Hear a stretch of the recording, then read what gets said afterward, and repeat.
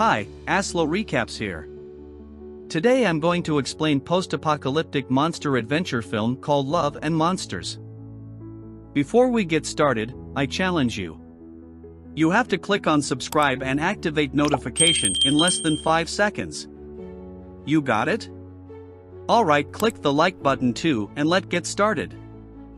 Chemical fallout from the breakup of an asteroid that was coming for Earth causes cold-blooded animals to evolve into enormous monsters and wipe out the majority of humanity.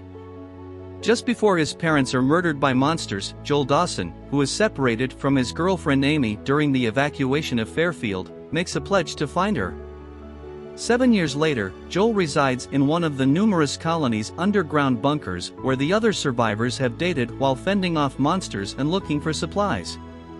Joel, who tends to freeze in perilous circumstances, is instead left behind in the kitchen.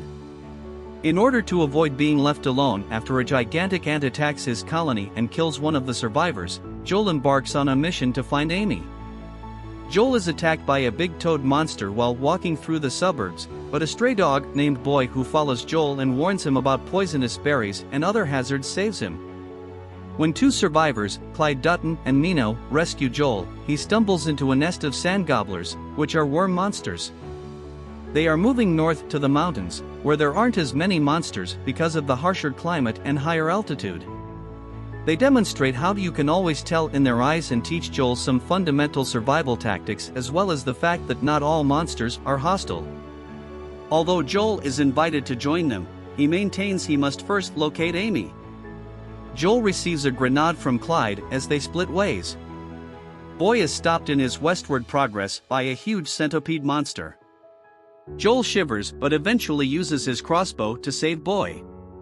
They encounter a robot named Mav-1S while taking refuge in an abandoned motel.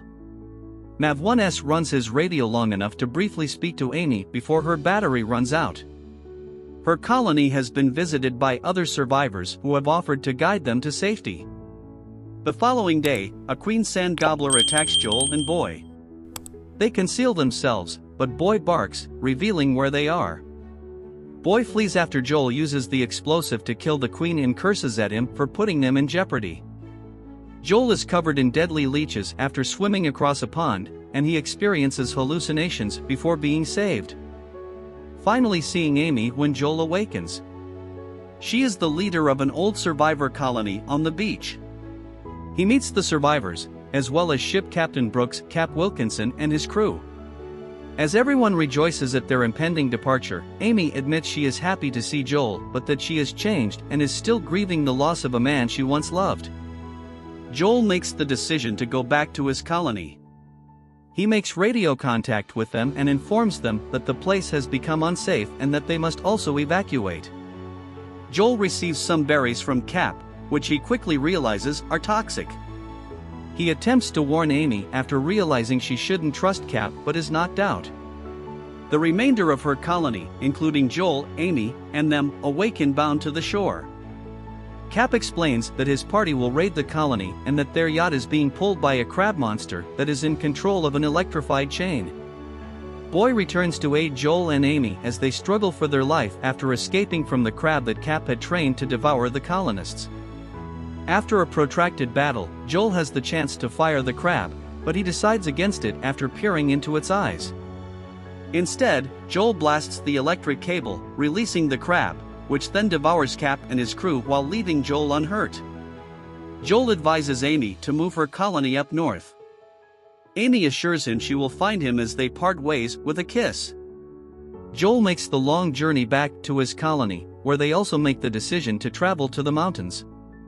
Joel encourages additional colonies to surface via the radio.